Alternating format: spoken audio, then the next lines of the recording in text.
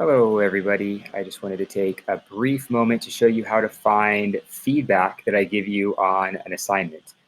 The easiest way to do that is to scroll down past the to-do tab on the sidebar here and go to the recent feedback tab. So if I gave you feedback recently on an assignment, you can find it here. In this case, it's a contract overseas. If you remember that assignment from way back when, this little blurb gives you general info, the score, and the overall feedback for the whole assignment.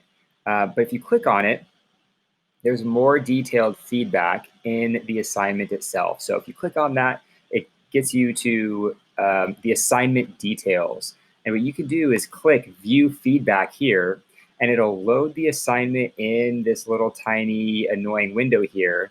And what you'll see is that your feedback is in this window that I've highlighted things, crossed things out, gave you notes, and there are comments on the things that I'm marking up. So if this is really difficult to see, and it is, you can also always close out of this.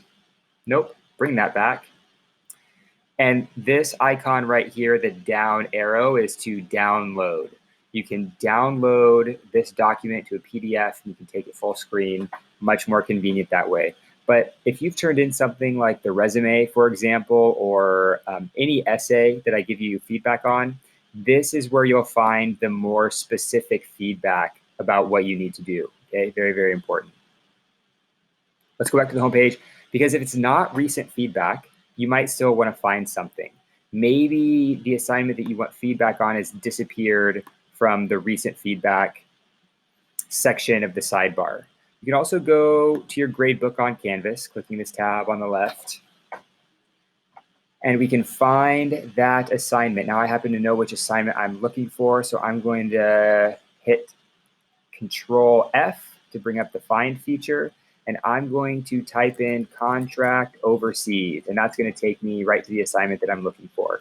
So here we have in the gradebook, contract overseas, the due date, all the information, the score that you got.